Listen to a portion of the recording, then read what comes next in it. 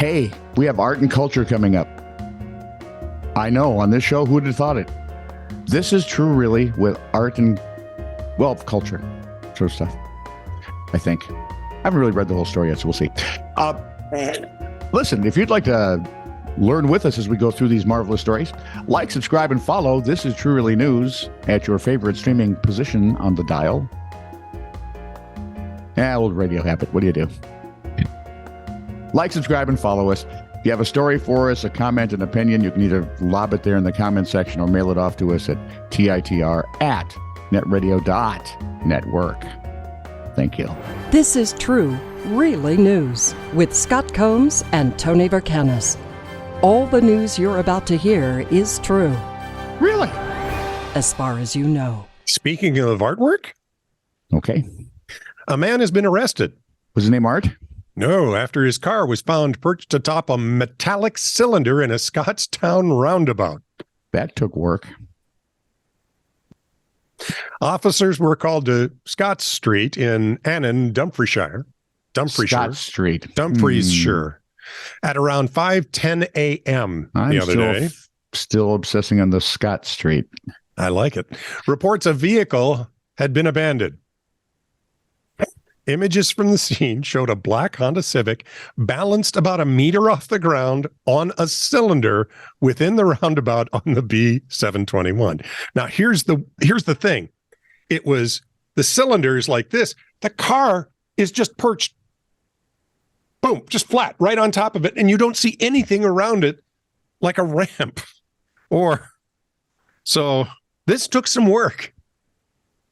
Locals were again baffled after a Johnny Walker sculpture was found perched atop an orange police cone a couple of days later. I think it was a commentary on the other one. Could have been. A Police Scotland spokesperson said a black Honda Civic was found abandoned on the roundabout. And a small statue was placed at the same location. 45-year-old man has been charged in connection with the incident and has been reported to the Procurator Fiscal. Vehicle and statue were both recovered. But it took some work. You might want to put some of that energy to something useful, dude. But that might have been his artwork statement. See, it's a two-piece artwork. Yeah, I got a one-piece artwork. It's still life fresco. Okay. Recently in the Pompeii archaeological site, a still life fresco that looked a lot like pizza. If you've seen the picture, you'd understand it does look a lot like pizza. It's really not, though, say experts. Oh, right. They're experts. What, they test it and find out it wasn't pepperoni? No. They said the key ingredients needed to make Italy's iconic dish, tomatoes, didn't exist there at the and time. Mozzarella weren't available when the fresco was painted 2,000 years ago. Yep, Tomatoes were only introduced to Europe from the Americas a few centuries ago. Mm-hmm. Really? It went that direction. Okay. Yeah, it did. It did. And it was nightshade. People wouldn't eat it because nightshade's poison. And some histories have it that the discovery of mozzarella led directly to the invention of pizza in nearby Naples in the 1700s. The image is instead believed to be a focaccia covered with fruit, including pomegranate and possibly dates. It's fruit pizza. I put pineapple on pizza. I think it's still pizza. Heretic. Although where they would have got their Canadian bacon is anybody's. That's the weird part.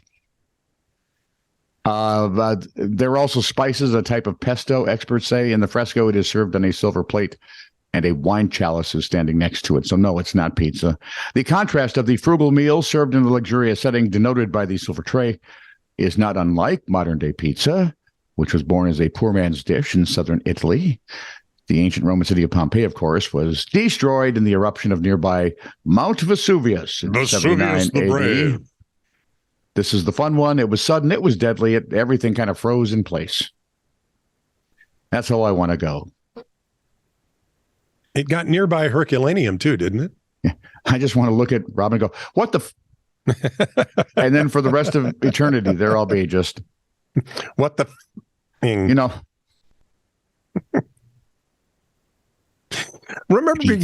Do you remember being told to act your age?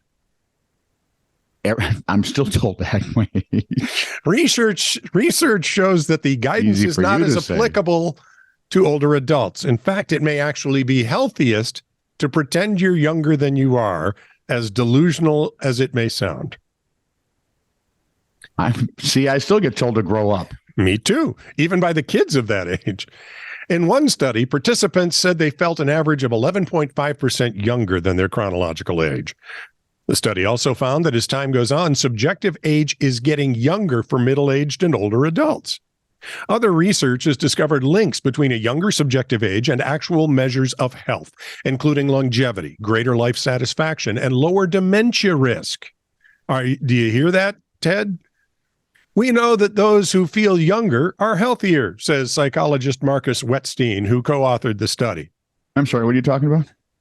They also remain healthier over time. That's out. Things you can do to feel younger. Skip stones in a nearby body of water. No. Read a book by flashlight under the covers. No. Eat 5 bowls of cereal in one sitting. Wet your pants. Throw a tantrum. The list goes on. Well, I can do most of those last ones. I think I did those just now. If not, it was certainly sometime this week. Oh, Lord. I like it. Helsinki. The Associated Press reports the deputy mayor of Finland's capital is facing possible legal action and calls for him to pay compensation for damages.